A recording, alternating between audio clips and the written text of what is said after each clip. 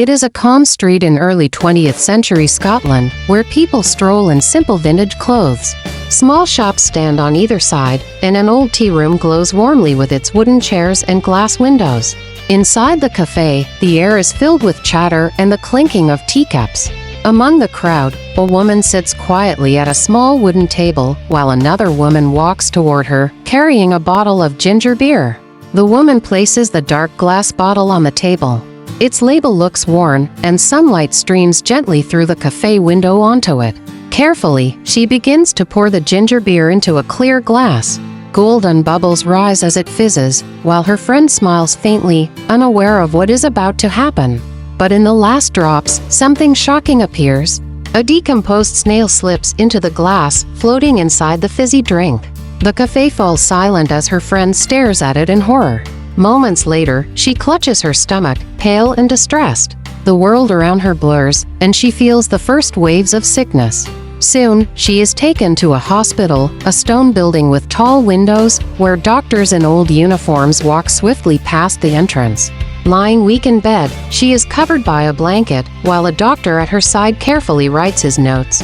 At home again, she sits by her window, holding her head in her hands. Her thoughts drift to the ginger beer bottle and the distant factory where it was made.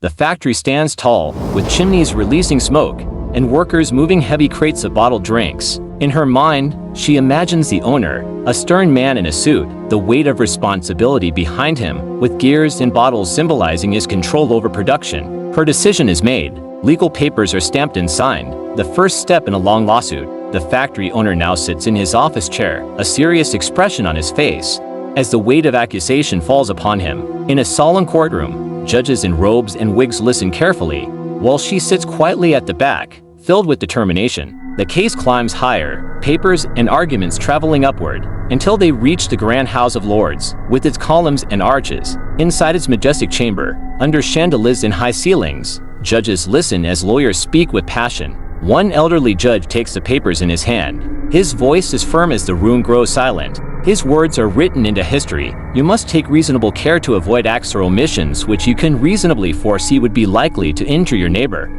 That principle spreads outward like ripples, from factories to homes, showing how one act can touch the lives of many. Justice is served.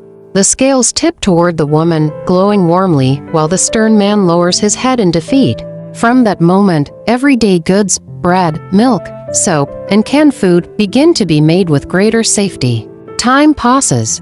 She sits once again by her window, but now she looks stronger and calmer, sunlight gently filling her room. And at last, the ginger beer bottle remains on a wooden table, ordinary, simple, yet forever remembered as the beginning of one of the greatest legal